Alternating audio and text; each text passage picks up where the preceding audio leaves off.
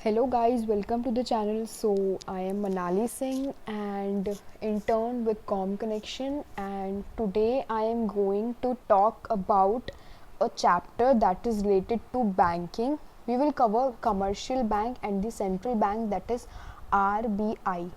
Okay, this is the sixth chapter of the macroeconomics. In the previous video I covered the chapter money, and if you haven't watched it, please go on the channel Com Connection and continue with this afterwards. So yes, today I am covering in another theory chapter, that is banking and all the functions of commercial bank, how money is created, what is central bank and the functions of the central bank. And in the last we will talk about the comparison between central bank and commercial bank. So let's start. Okay, commercial bank जो होता है is the primary unit of Indian banking system. Okay जैसे जो भी हमारा banking system है वो Indian banking system का प्राइमरी यूनिट है commercial banks. So like other kind of businesses, commercial bank का भी एम होता है to earn profit, and for this वो काफ़ी सारे वेराइटी ऑफ सर्विसेज प्रोवाइड करते हैं to their customers. So if we talk about definition of commercial bank is an institution which performs the function of accepting deposits, यानी कि customer के deposit को accept करना, उनको लोन प्रोवाइड करना and making investments. So these are the three main functions of the commercial bank, and also इनका M होता है with the aim of earning profits. So examples of commercial bank is State Bank of India, Punjab national bank, Allahabad bank, Canara bank. ये कुछ हैं some common examples of popular commercial banks in India. So you can check a box where commercial banks is described as backbone of an economy, how it works as an financial intermediary and how it provides rate on interest on the borrowing and also give rate of interest on the deposits. So this is the working of commercial bank and it tells how the banks earn profit. So suppose एक bank है और मैंने जाकर वहाँ पे deposit जमा किया, उस डिपॉजिट पे मुझे इंटरेस्ट मिला, उसको हम बोलते हैं बोरोइंग रेट. एंड जो काफ़ी बार ऐसा होता है कि हमें पैसे की ज़रूरत पड़ी है, सपोज़ हमें घर खरीदना है या फिर कार खरीदना है, we approach to bank and we ask for loan. वो जो लोन हमें प्रोवाइड करता है और उसके बेसिस पे हमें जो इंटरेस्ट प्रोवाइड करना पड़ता है, बैंक को कुछ इंटरेस्ट पे अमाउंट देता है, सो उसको बोलते हैं हम लेंडिंग रेट. ओके, अब इस बैंक बोरोइंग रेट में और लेंडिंग रेट में डिफरेंस होता है. जो डिपॉजिट पर बैंक जो रेट ऑफ इंटरेस्ट प्रोवाइड करती है वो कम होता है, और जो लोन के ऊपर कस्टमर से लेती है वो ज़्यादा होता है. इस इंटरेस्ट रेट के बीच में जो डिफरेंस होता है वही क्या नाम है, उसको बोलते हैं हम स्प्रेड, और यही स्प्रेड जो होता है वो प्रॉफिट होता है जो कि बैंक अर्न करती है. So this is the source of income through which bank earns their profit. And now we are going to talk about functions of commercial bank. तो कमर्शियल बैंक के फंक्शंस भी दो तरह से बाइफरकेटेड है, जो कि सबसे पहले प्राइमरी फंक्शंस हैं और सेकेंड है secondary functions. So primary functions में दो काइंड ऑफ फंक्शंस आते हैं, accepting deposits and advancing of loans, जो कि टू मेन फंक्शंस हैं किसी भी कमर्शियल बैंक के. एक्सेप्टिंग डिपॉजिट्स क्या होता है कि ये सबसे इंपॉर्टेंट मेन फंक्शन है कमर्शियल बैंक का. जो सेवरल फॉर्म्स होते हैं उसमें कमर्शियल बैंक अपने कस्टमर्स का डिपॉजिट एक्सेप्ट करती है according to the requirements of the different sections of society. कुछ तीन टाइप के मेन डिपॉजिट्स ऑलरेडी बुक में मेंशन है, जो मैं आपको एक एक करके बताऊंगी. सबसे पहला है it is current account deposit और डिमांड डिपॉजिट. तो ये वो डिपॉजिट होता है जो कि बैंक के बिहाफ पे कभी भी रीपेबल होता है ऑन दी डिमांड्स. सपोज़ हम कभी भी गए और हमने बोला कि हमारे करंट अकाउंट डिपॉजिट से, हमारे डिमांड डिपॉजिट से हमें इतने इतने अमाउंट का विड्रॉल करना है. तो जैसे ही हम डिमांड करेंगे बैंक को उस टाइम पर हमें वो पैसा निकाल के देना पड़ेगा. दिस इज़ वाई मतलब इस डिपॉजिट का नाम डिमांड डिपॉजिट है. एंड ये जो डिपॉजिट होते हैं जनरली बिजनेसमैन के द्वारा मेंटेन किए जाते हैं with the intention of making transactions with these kinds of deposits. ये भी कभी भी क्या नाम है विड्रॉ कर सकते हैं without any restriction upon drawing a cheque. एक चेक पर आप कभी भी इसको विड्रॉ कर सकते हो। बैंक इस पर कोई भी इंटरेस्ट प्रोवाइड नहीं करता है और इसके ऊपर उल्टा सर्विस चार्जेस इम्पोज कर देता है फॉर रनिंग दीज अकाउंट्स। तो ये कुछ मेन फंक्शंस हैं about current account deposits. Second is fixed deposit और टाइम डिपॉजिट। तो ये डिपॉजिट क्या होते हैं? ऐसे डिपॉजिट होते हैं जो कि बैंक के पास में इसमें अमाउंट कुछ फिक्स्ड पीरियड के लिए डिपॉजिटेड रहता है। ये चेकेबल फैसिलिटी इन्जॉय नहीं करते हैं बिकॉज आप कभी भी जाके कभी भी इसको डिमांड नहीं कर सकते इसमें से पैसा। आपको कुछ टाइम तक इसके लिए फिक्स्ड पीरियड ऑफ टाइम के लिए यहाँ पे आपको अपना पैसा डिपॉजिट करके रखना होता है। बाकी इस डिपॉजिट पे काफ़ी हाई रेट ऑफ इंटरेस्ट होता है। यहाँ पे एक डिफरेंस दे रखा है डिमांड डिपॉजिट और फिक्स्ड डिपॉजिट में। तो फर्स्ट है चेक फैसिलिटी। तो डिमांड डिपॉजिट में चेकेबल डिपॉजिट्स है, आप कभी भी चेक जाके अपना कैश विड्रॉ कर सकते हो। पर फिक्स्ड डिपॉजिट एक पर्टिकुलर फिक्स टाइम के लिए होता है, तो this is not a checkable deposit. Second interest payment, तो आपको करंट अकाउंट में बताया था ये बिजनेस मैन के लिए जनरली मेंटेन करते हैं और इस पर कोई भी रेट ऑफ इंटरेस्ट प्रोवाइड नहीं करता बैंक। पर फिक्स्ड डिपॉजिट में जनरली हाई इंटरेस्ट होता है और जितना भी पीरियड के लिए आप उस अकाउंट को डिपॉजिट को कर रहे हो उस पर डिपेंड करता है। आप ज़्यादा पीरियड के लिए डिपॉजिट कर रहे हो आपको रेट ऑफ इंटरेस्ट ज़्यादा मिलेगा, इफ़ आप कम के लिए कर रहे हो तो कम का मिलेगा। But generally according to me 5 year तो टाइम डिपॉजिट का मिनिमम क्राइटेरिया होता है। थर्ड अपना है नंबर ऑफ़ ट्रांजेक्शन के बेसिस पर डिफरेंस। तो डिमांड डिपॉजिट में कितने भी ट्रांजेक्शन्स कर सकते हैं, numerous transactions can be conducted and numerous amount of withdrawal can be conducted. पर फिक्स्ड डिपॉजिट में जो ट्रांजैक्शन होते हैं वो 2 ही होते हैं। सबसे पहले एक बार जब आप उस फिक्स्ड अकाउंट में या फिर फिक्स्ड डिपॉजिट में जब पैसा जमा करा रहे होते हो, और सेकंड जब आपका fixed period of time complete हो जाता है उसके बाद में जब आप विड्रॉल करोगे, तो वही 2 ट्रांजैक्शन होते हैं fixed deposit kind of accounts में। Okay, third kind of deposits are saving deposits. तो ये डिपॉजिट्स जनरली इन ऊपर 2 पड़े हुए डिपॉजिट्स का कंबाइंड फीचर्स होते हैं इसमें। यहाँ पे डिपॉजिटर्स के बाद में चेकेबल ये चेकेबल डिपॉजिट है और चेक फैसिलिटी होती है, पर जो मतलब कि नंबर है और जो अमाउंट ऑफ विड्रॉल है वो रिस्ट्रिक्टेड होता है और फ्रीक्वेंट यूज़ करने के लिए नहीं होता है, डिस्करेज होता है। ऑल्सो यहाँ इसमें एक रेट ऑफ इंटरेस्ट प्रोवाइड करता है बैंक ऑन सेविंग डिपॉजिट्स, पर ये जनरली फिक्स्ड डिपॉजिट से कम होता है। तो इसके 2 फंक्शंस हैं, चेकेबल होता है पर कुछ लिमिटेशन होती है कितने विड्रॉल करेंगे आप और कितना रिस्ट्रिक्शंस होता है अमाउंट पर और कितनी बार विड्रॉल करेंगे। ऑल्सो कैरी करता है रेट ऑफ इंटरेस्ट, पर वो जनरली टाइम डिपॉजिट से कम होता है। Okay, now we are going to talk about the second function. हमने फर्स्ट फंक्शन ऑलरेडी कंप्लीट कर लिया, दैट इज एक्सेप्टिंग डिपॉजिट्स, और हमने 3 टाइप के डिपॉजिट भी पढ़े हैं। सबसे पहला था करंट अकाउंट डिपॉजिट, सेकंड था टाइम डिपॉजिट एंड थर्ड था सेविंग डिपॉजिट।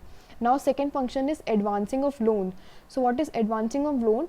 जो डिपॉजिट बैंक रिसीव करता है वो हमें सिर्फ इसलिए नहीं करता कि हम उसे रख सके बैंक में, वो उस अमाउंट को मतलब कि कुछ कैश रिजर्व्स रखने के पास में कि कभी भी कोई कस्टमर आ सकता है और कितना भी डिमांड करके ले जा सकता है अकॉर्डिंग टू हिज और हर नीड्स, तो उसको कुछ रिजर्व रखना पड़ता है बैंक को, और उसके बाद में जो बचा हुआ बैलेंस होता है वो उन बोरोवर्स को प्रोवाइड करने के लिए हेल्प करता है, जिसके ऊपर जो बैंक है वो इंटरेस्ट चार्ज करती है, जो कि यही इंटरेस्ट है जो कि बैंक का मेन सोर्स है इनकम का। सो what all kind of loans are provided by the commercial banks are discussed below। तो सबसे पहला है कैश क्रेडिट्स। तो ये ऐसे लोन होते हैं जो कि करंट असेट्स के बेसिस पर दिए जाते हैं, करंट असेट्स के अगेंस्ट दिए जाते हैं, like shares, stocks and bonds. तो इसके ऊपर एक क्रेडिट लिमिट सैंक्शन की जाती है और ये अमाउंट होता है वो उस अकाउंट होल्डर के अकाउंट में क्रेडिट कर दिया जाता है। अब जो बोरोवर है वो पूरा अमाउंट भी निकाल सकता है, कुछ थोड़ा बहुत भी निकाल सकता है, लेकिन जो इंटरेस्ट जो चार्ज होगा ना वो उसी उतने अमाउंट पे चार्ज होगा जितना जो कि कंज्यूमर ने या फिर जितना उस कस्टमर ने एक्चुअली में विड्रॉ किया है। तो कैश क्रेडिट क्या था? वो अमाउंट वो पैसा जो कि करंट असेट्स पर प्रोवाइड किया जाता है, और एक क्रेडिट लिमिट दे दी जाती है, वो अमाउंट अकाउंट में जमा करा दिया जाता है बैंक के द्वारा उस कस्टमर के अकाउंट में, और कितना भी अमाउंट वो कर सकता है विड्रॉ अपने क्रेडिट लिमिट के अंदर अंदर, और जो भी इंटरेस्ट एक्चुअली में चार्ज होगा वो जितना उसने विड्रॉ किया होगा उसके अकाउंट पे, उसके बेसिस पर होगा। Second is demand loan. तो डिमांड लोन वो होता है जो कि बैंक किसी भी टाइम पर वापस अपना लोन ले सकती है। तो जो भी जितना भी सम, सपोज मैंने एक कंज्यूमर हूँ, मैंने बोला मुझे 5 लाख का डिमांड लोन चाहिए, तो मैं बैंक को बोलूँगी, वो बैंक जो एंटायर सम है वो मेरे अकाउंट में डिपॉजिट करा देगा, और उस पूरे अमाउंट पे इंटरेस्ट लगेगा, और उस अमाउंट को बैंक अपने लोन को कभी भी वापस बुला सकती है। तो ये डिमांड लोन होता है। Third kind of loan is short term loan. तो शॉर्ट टर्म लोन वो होता है जो कि पर्सनल लोन्स की तरह होता है, और अगेंस्ट सम कोलेटरल सिक्योरिटी, जो कि आजकल नॉर्मल कंज्यूमर्स लेते हैं। ओके, जो मनी होता है वो बोरोवर के अकाउंट में क्रेडिट कर दिया जाता है, उसमें से वो कितना भी अमाउंट विड्रॉ कर सकता है, इंटरेस्ट पेबल होगा पूरे अमाउंट ऑफ लोन जो कि ग्रांट किया गया है। तो हमने सेकेंड फंक्शन कंप्लीट कर लिया है। सेकेंड फंक्शन क्या था? Advancing of loan. इसमें कैश क्रेडिट था जो कि करंट एसेट्स पर दिया जाता है, अकाउंट में पैसा जमा कर दिया जाता है लोन का, और जितना अमाउंट वो विड्रॉ करेगा उतने पे इंटरेस्ट लगेगा। सेकेंड था डिमांड लोन, जो कि डिमांड पर बैंक कभी भी वापस अपने कस्टमर से मंगा सकती है, और सारा अमाउंट कस्टमर के अकाउंट में लोन का डिपॉजिट कर दिया जाता है, और पूरे अमाउंट पे इंटरेस्ट लगता है। थर्ड शॉर्ट टर्म लोन होता है जो कि पर्सनल लोन काइंड ऑफ होता है, जिसके अगेंस्ट कुछ कोलेटरल देनी पड़ती है, यानी सपोज कोलेटरल यानी कि गिरवी रखना, कुछ सपोज घर के कागज़ रखना या फिर बाइक के कागज़ रखना, तो कोई कोलेटरल आपको देनी पड़ती है, उसके अगेंस्ट आपको लोन मिलता है और आपको पूरे लोन पे इंटरेस्ट पेमेंट करना पड़ता है। तो this is the primary functions, accepting deposits and various deposits we studied, advancing loan and various loans we studied. Now we are going to talk about secondary functions. तो secondary functions होते हैं जो कि main function से थोड़े different होते हैं, like kind of subsidiary functions. तो इसमें सबसे पहले है ओवरड्राफ्ट फैसिलिटी। ठीक है, जो करंट अकाउंट हमने पढ़ा था जो कि बिजनेसमैन यूजुअली खोलते हैं, तो उसमें एक ओवरड्राफ्ट फैसिलिटी होती है। होता है क्या? सपोज करंट अकाउंट में 50,000 रुपये हैं, पर because of the valuable customers जो उनके करंट अकाउंट होते हैं काफ़ी वेरिफिकेशन के बाद खुलते हैं, तो उसमें एक ओवरड्राफ्ट फैसिलिटी होती है जहाँ पे आप 50,000 से कुछ और ज़्यादा अमाउंट ओवरड्राफ्ट मतलब ओवर निकाल सकते हो अपने अकाउंट से। ठीक है, ये जो फैसिलिटी होती है जनरली अपने रिस्पेक्टेबल और रिलायबल कस्टमर्स को शॉर्ट पीरियड के लिए दी जाती है, और जो एक्स्ट्रा अमाउंट निकालेगा ना कस्टमर, उस पर क्या नाम है बैंक को इंटरेस्ट पे करना पड़ता है कस्टमर्स के द्वारा। तो ये थी ओवरड्राफ्ट फैसिलिटी।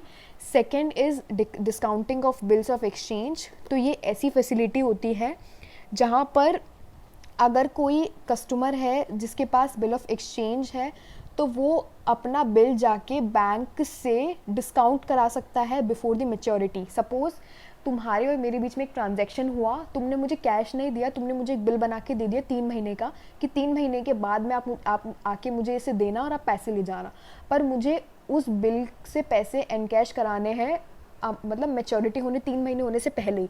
तो मैं बैंक के पास जाऊँगी, बैंक को बोलूँगी आप मेरा ये बिल डिस्काउंट कर दो।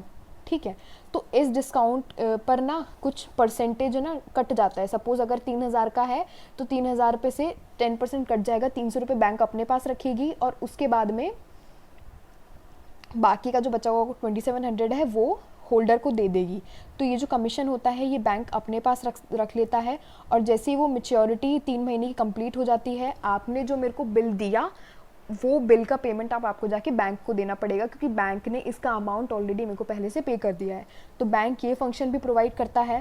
थर्ड होते हैं एजेंसी फंक्शंस। तो कुछ एजेंसी फंक्शंस होते हैं जिसमें कस्टमर्स के लिए कुछ कमीशन चार्ज करता है, जिस मतलब सपोज़ एक पर्टिकुलर इंसान के पास में इतना टाइम नहीं है कि वो अपने अपने बोलते हैं ना प्रीमियम भी पे कर दे LICs के, या फिर ये भी कर दे, तो बैंक एक एजेंट बन जाता है हमारा, और हमारे वो फंक्शंस कंप्लीट करता है जिससे हमारा टाइम या फिर एफर्ट्स वेस्ट ना हो। सबसे पहले ट्रांसफ़र ऑफ फंड्स, जैसे कि सपोज़ इकोनॉमिकल और easy funds from place to place हो सकता है, from instruments like demand draft. तो काफ़ी बार ऐसा होता है कि जैसे आपको कॉलेज फ़ीस भरनी है और वो काफ़ी बड़ा अमाउंट है, तो आप जाके अपने बैंक से डिमांड ड्राफ्ट बनवा सकते हैं और वो डिमांड ड्राफ्ट जाके अपने कॉलेज में प्रोवाइड करा सकते हैं, जहाँ से बैंक डायरेक्टली उस अपने कॉलेज को पेमेंट कर देगा। तो इसके लिए आपको इकोनॉमिकल वे है, आपको पैसा इधर उधर नहीं करना पड़ेगा। तो ट्रांसफ़र ऑफ फंड्स करता है bank. Also collection and payment of various things, जैसे कि आपको सपोज़ किसी चीज़ का सब्सक्रिप्शन पे करना है, आपको जिम का सब्सक्रिप्शन पे करना है, या फिर आपके कहीं शेयर्स हैं जहाँ पे आपको डिविडेंड्स पे करना है या कलेक्ट करना है, आपको इलेक्ट्रिसिटी बिल पे करना है, या फिर आपकी कोई ऐसी पेमेंट्स है जो आपको कलेक्ट करनी है, तो बैंक उसकी तरह एक इंटरमीडिएटरी की तरह काम करता है, जहाँ पे वो आपके वेरियस फंड्स कलेक्ट भी करता है और आपको वेरियस पेमेंट्स भी कंडक्ट करता है। Third is purchase and sale of foreign exchange. तो कमर्शियल बैंक है ऑथराइज्ड आरबीआई से कि वो फॉरेन एक्सचेंज, यानी फॉरेन एक्सचेंज मतलब इंडिया की करेंसी को छोड़ के बाहर की जितनी भी करेंसी है वो फॉरेन एक्सचेंज कहलाती है, और उसकी अगर कोई परचेज या सेल करनी है तो बैंक, कमर्शियल बैंक ऑथराइज्ड है आरबीआई से वो सेल और परचेज कंडक्ट करने के लिए कस्टमर के बिहाफ पे, जिससे इंटरनेशनल ट्रेड हो। जैसे इंटरनेशनल ट्रेड किया, आपको डॉलर्स में पेमेंट करना है तो अपने बैंक से जाके अपना रुपी से डॉलर्स कन्वर्ट करा सकते हैं और अपना पेमेंट डॉलर्स में कर सकते हैं। परचेज और सेल ऑफ सिक्योरिटीज़, तो कंपनीज़ के क्या नाम है, स्टॉक्स या शेयर्स खरीदने हैं, गवर्नमेंट सिक्योरिटीज़ खरीदनी हैं, तो कमर्शियल बैंक अपने कस्टमर के बिहाफ पर वो भी कंप्लीट करता है। आपको इनकम टैक्स कंसल्टेंसी भी प्रोवाइड करता है बैंक। ऑल्सो आपके इनकम टैक्स रिटर्न्स भी भरने में हेल्प करता है। एंड आपका एक ट्रस्टी और एग्जीक्यूटर भी होता है। सपोज़ आपकी विल को भी ये ना प्रिजर्व करके रखता है, सो एज़ कि आप जब आपकी after the death of the customers वो एक एग्जीक्यूटर की तरह हेल्प करे और आपकी विल को डिस्ट्रीब्यूट करने में हेल्प करे। लेटर्स ऑफ रेफरेंस, तो अगर आप जो अच्छे जो कस्टमर्स होते हैं बैंक्स के, तो वो लेटर ऑफ रेफरेंस की तरह भी काम करता है। सपोज़ आपको कहीं पेमेंट करनी है तो आपको एक बैंक लेटर ऑफ रेफरेंस दे देगा कि आप इनसे ईजिली अपना ट्रांजैक्शन कंप्लीट करा सकते हो और कोई दिक्कत नहीं होगी। तो ये कुछ एजेंट फंक्शंस हैं जहाँ पे आपकी बैंक काफ़ी सारे फंक्शंस काफ़ी सारी रिस्पॉन्सिबिलिटीज़ कंडक्ट कराता है। Last function is general utility functions.